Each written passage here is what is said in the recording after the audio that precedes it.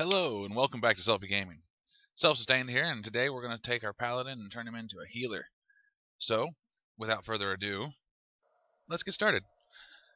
First of all, Paladin being a plate wearer is going to make for a nice, resilient healer. He's going to have a lot of health points, and he's not going to take a whole lot of damage personally. As you can see, I'm not geared for healing. I guess to an extent I am, but for the most part I tank, so I haven't really gone out and got a heal gear set yet. As I just hit 100, I haven't really had much opportunity to do so, and not that I plan on healing too much with him anyway. So without further ado, we'll start off with Blessing. You have the choice between Blessing of Kings and Blessing of Might. I'm going to stick with Blessing of Kings for the moment, as it's a nice group buff. I want to make sure that you're in the Seal of Insight, and I'll explain what that accomplishes. The Seal of Insight fills you with Holy Light, increasing healing down by 5%, and also the nice ability that whenever you do melee attack, you have the chance to heal you for a small self-heal, but it does help keep you alive. Again, like I said, the Paladin as a healer be quite resilient, and with the variety of tools at your disposal for healing and damage mitigation, it makes a Paladin a very viable tank healer, as well as an quite sufficient group raid healer. With that in mind, we'll slide through the talents here. At level 15, you have the choices of Speed of Light, Long Arm of the Law, and Pursuit of Justice. Now in this case, I went with Pursuit of Justice simply because there really isn't a specific one to go through, and it's more of a user's choice. And in this case, I like the idea that it's passive, providing that 15% increase at all times. And whereas I will be pooling Holy Power quite often, the additional 5% for each charge of Holy Power, meaning that essentially I should have 30% movement speed a vast majority of the time. I thought that made the most sense for healing spec, whereas I won't be doing too much damage as much as I will be just running around keeping everybody else alive. Made the most sense to me. At level 30, you get the second tier, and you have the choices of Blinding Light, Repentance, or Fist of Justice. Now here I went with Fist of Justice. Again, in this tier, it is still more of a user's choice. There really isn't a specific one that's better than the others. It's more of your own personal playstyle. So in this case, I went with Fist of Justice for the simple idea that it replaces Hammer of Justice and causes it to be an additional stun on a better cooldown. Use it more often. At level 45, you get third tier, and your choices are Selfless Healer, Eternal Flame, and Sacred Shield. Now, in this tier, this is the one that really kind of determines which playstyle you're going to go with. Because whether you go with Sacred Shield or Eternal Flame, it's two different types of priority list or rotation. Selfless Healer is nice, don't get me wrong, but they suggest, Icy Vein, they suggest Sacred Shield or Eternal Flame. Has the best healing capabilities. And I'll get to that momentarily. At level 60, you get your next tier, and the choices are Clemency, Hand of Purity, or Unbreakable Spirit. I chose Unbreakable Spirit as it was guided to do so, as it's a great passive, reducing the cooldown of your big mitigation cooldowns, like Lay on Hands, Divine Shield, and Divine Protection, cut in half. The cooldown is cut in half. Great. The other choices there was Hand of Purity, which just gives you an additional hand. As you can read there, it reduces damage taken by 15% on the friendly target you put it on, and as well as dot damage by 80% for 6 seconds. But remember that each player in your group can only have one hand on them at a time. So with that being said, and I have Hand of Sacrifice, Hand of Freedom, things of that nature, it would come in handy, but it could potentially sacrifice something else that you've already got set on somebody. Clemency is nice in the ability that now your hands have 2 charges, I could throw Hand of Sacrifice on 2 separate people at a time. But again, I stick with Unbreakable Spirit for the idea of the reduction in passive cooldowns, or active mitigation cooldowns. Again, as Icy Veins is instructed. At level 75, you have your next tier, and the choices are Divine Purpose, Sanctified Wrath, and Holy Avenger. Now in this tier, Holy Avenger or Divine Purpose are your best options, whereas I just hit level 100 and I don't have my tier pieces or nothing to that effect yet. Holy Avenger is still the best for me. In that case, I've got a 2-minute cooldown that basically tells that every time, once Holy Avenger is procced, every ability that generates holy power will deal an additional 30% damage or healing, and it generates 3 charges of holy power instead of 1 for the next 18 seconds. A meaning makes it easy to pool all that holy power for Pursuit of Justice and other things. Again, the Divine Purpose was the other option, but that's more viable once you get to getting some gear and you got your 2 or 4 piece set bonus. So I haven't gotten to that point yet, so I'm sticking with Holy Avenger. At level 90, you get your next tier, and choices are Execution Sentence, Holy Prism, or Light's Hammer. Well, in this case, it's more of a damage/heal ability, regardless of which one you choose. As before, I've mentioned in other videos, Execution Sentence is more of a single target. If you hit a friendly with it, it's going to do healing to that friendly. If you do an enemy with it, it's going to do damage to them.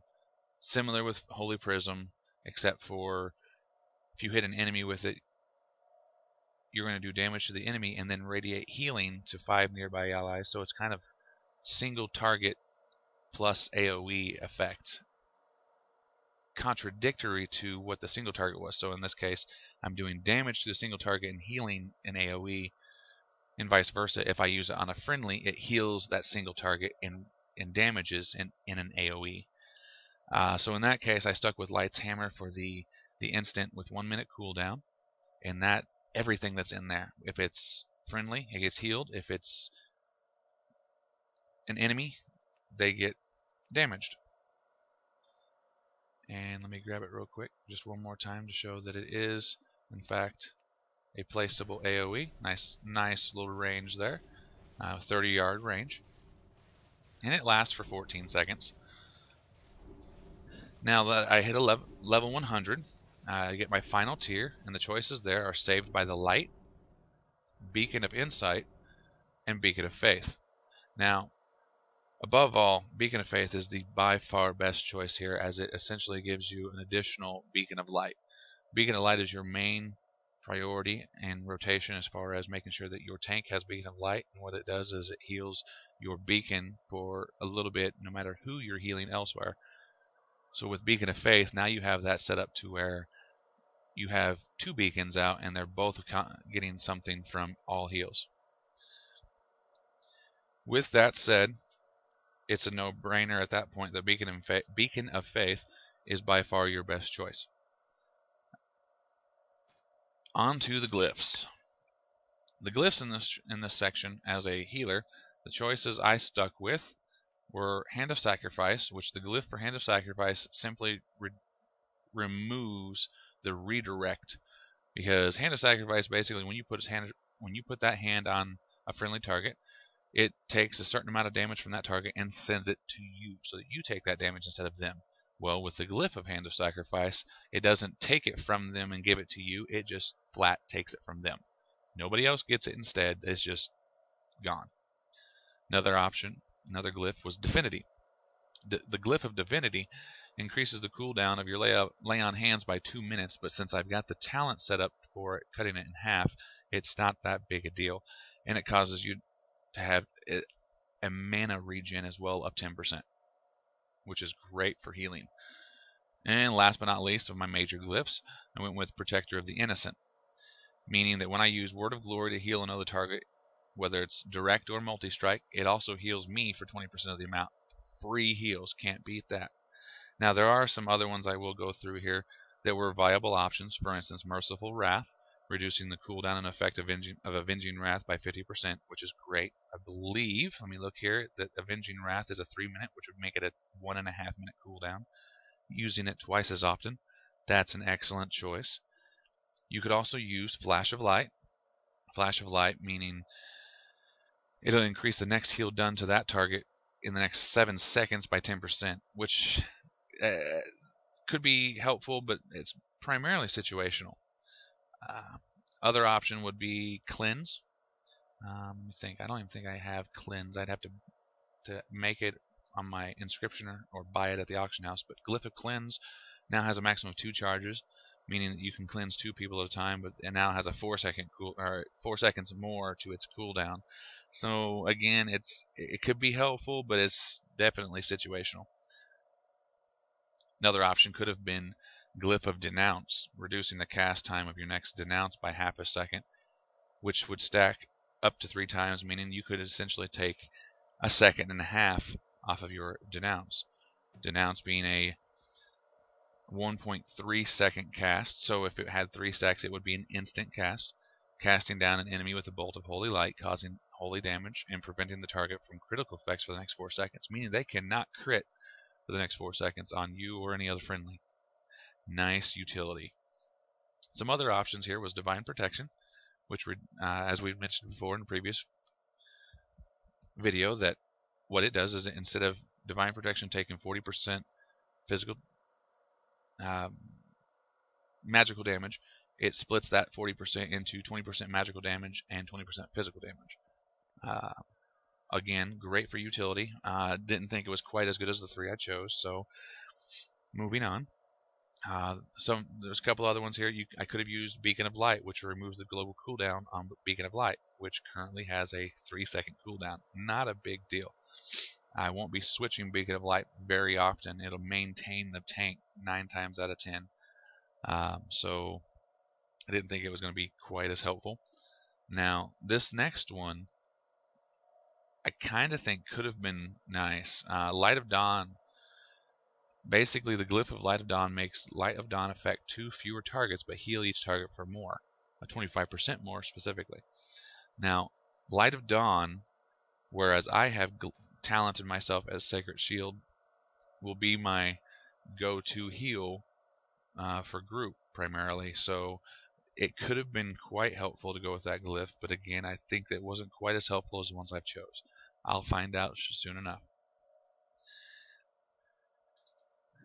So I mean, there are more glyphs, but those were the ones that were kind of the best choices for healing as a holy paladin. And with that said, we will move on to proper rotation or priority of ability. And again, that depends on that tier 3, which one you chose, Eternal Flame or Sacred Shield. Now, where I've chosen Sacred Shield, I'll kind of zip through the Eternal Flame side just to kind of give you an idea.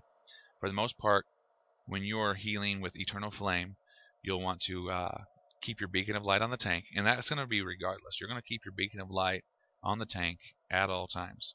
And since I've got Beacon of Faith, I can throw Beacon of Faith on maybe an off tank in the group or some other melee that's taking a lot of damage to really help smooth out the healing across the group. So in that case, with Eternal Flame, if you've got Beacon of Light on the tank, you're going to want to try and set up this Eternal Flame healing over time before you start taking damage, and you're going to keep it up on any and everybody that's going to be taking damage. And then that essentially with Beacon of Light on the tank and Eternal Flame hotted on everybody that could be taking damage, anybody that takes damage on top of what Eternal Flame can keep up, you just throw a simple Holy Light or Flashlight if you need to. Well, I've got those set to my Voodoo bar here. Holy Light allows me, with Voodoo, I can left click whoever needs it. In this case, nobody, but I'll give you an idea. And if I use a modifier key of Control, or Shift rather, nope, I didn't put there. I got rid of Flash of Light because I don't plan on using it, I suppose. I thought I had it on Control left button, but that's okay. I use Hand of Sacrifice. I put my Hand of Sacrifice and Hand of Freedom. So I hold Control and left click or right click. Who needs it? or hold control and hit my mouse's button 4 for my lay on hands. Holy Radiance was quite helpful, so I wanted to make sure that it was available to hit on anybody. Whereas Voodoo here will be my group or my raid frames.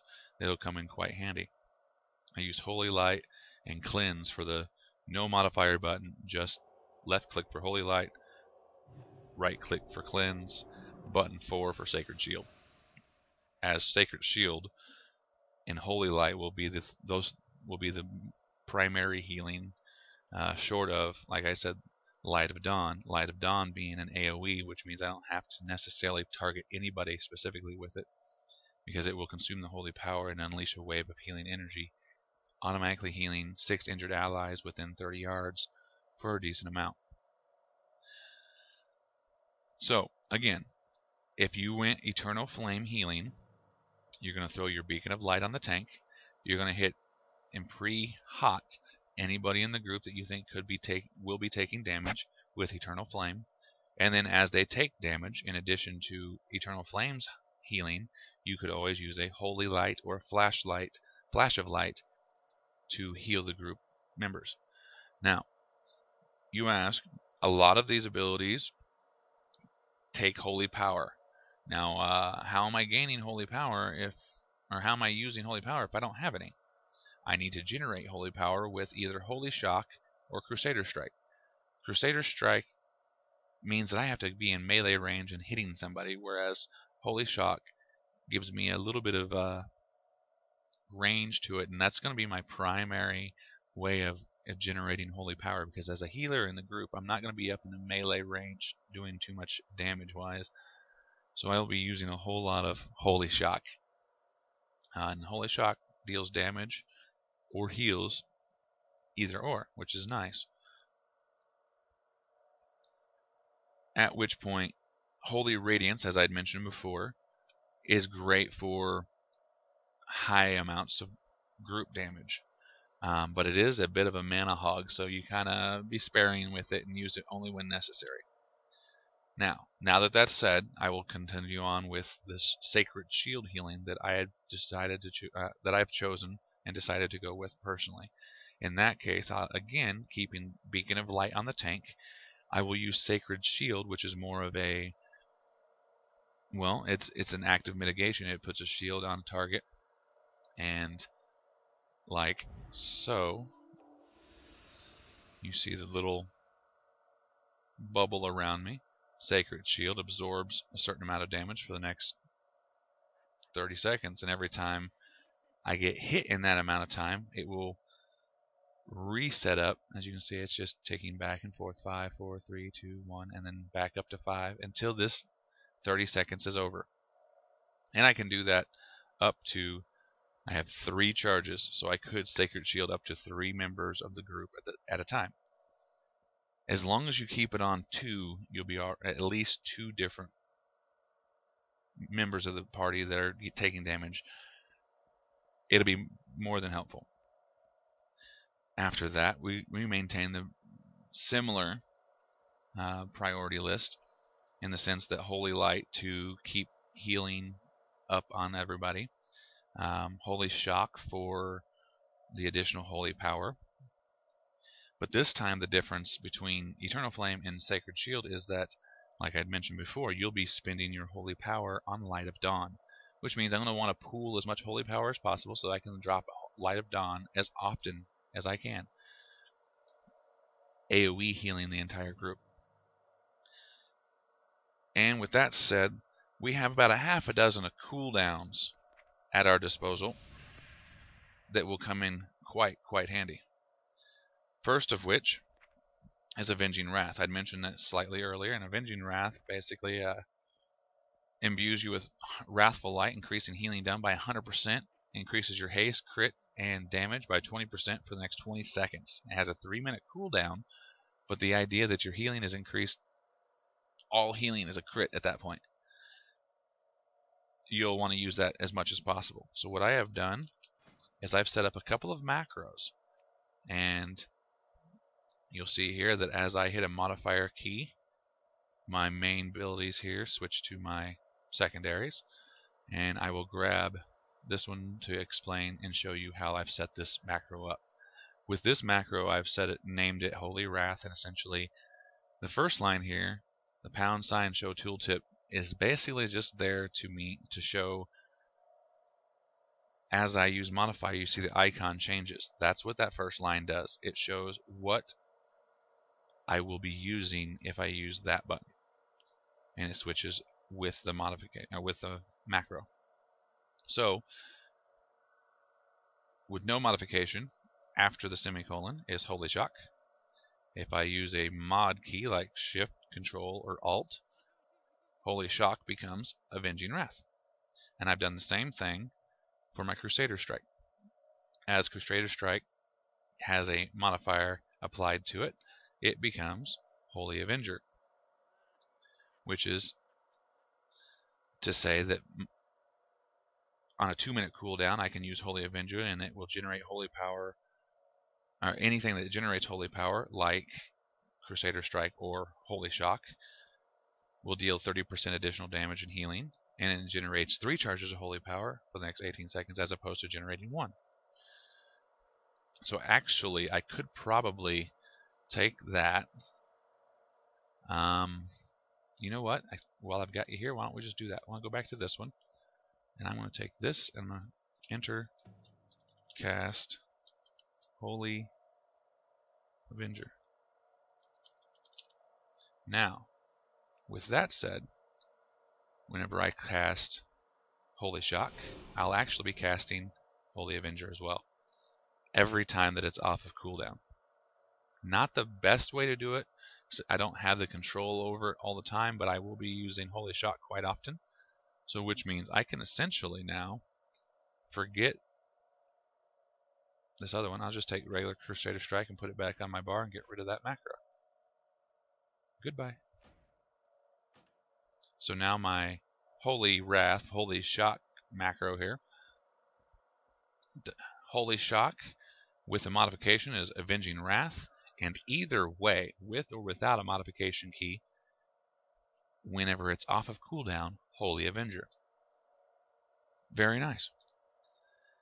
Other cooldowns to know about is the Paladin's got the best heal as far as I'm concerned, whereas he's a plate where he's going to have an awful lot of he or she, sorry about that, is going to have an awful lot of health points, and therefore with Lay on Hands, healing a friendly target for a maximum of my health and a 10% gain to mana because of the glyph is perhaps the largest heal in game.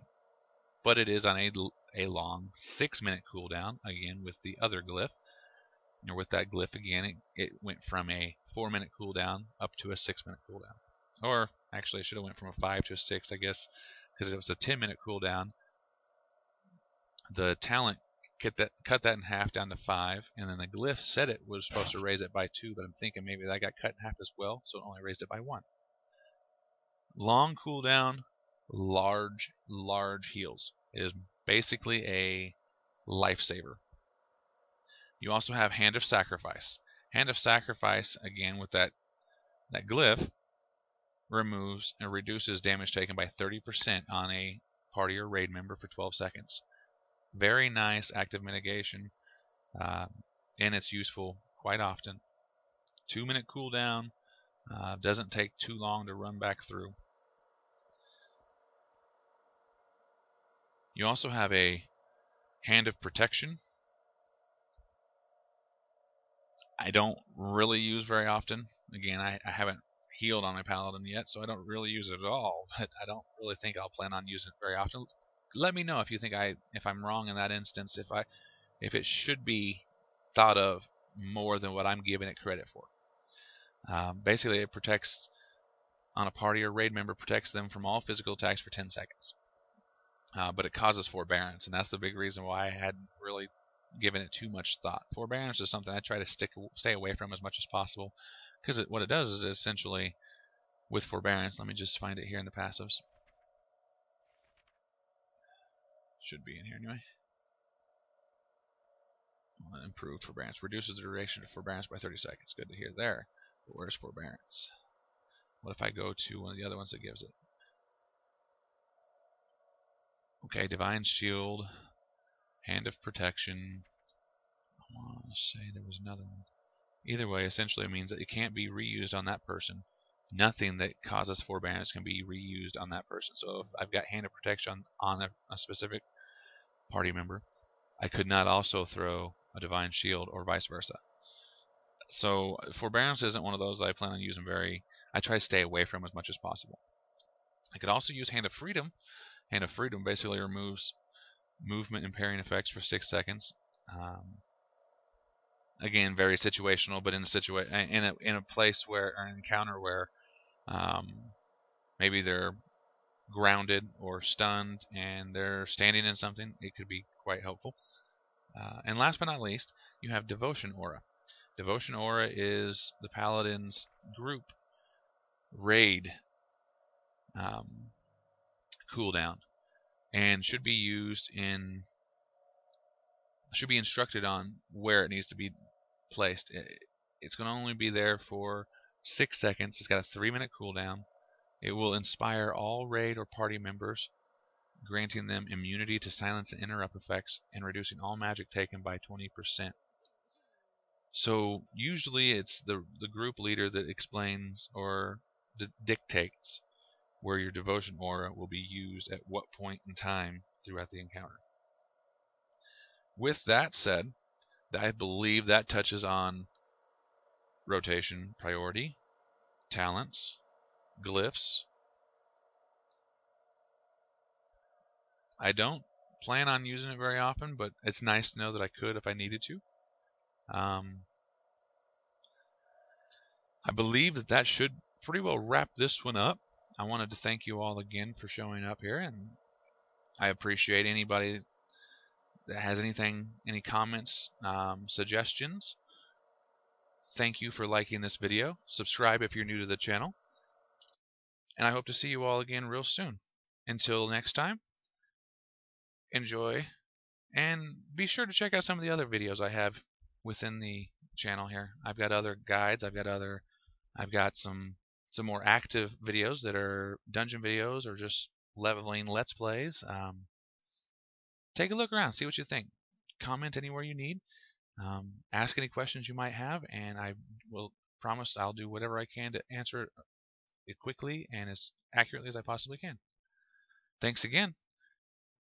Take it easy.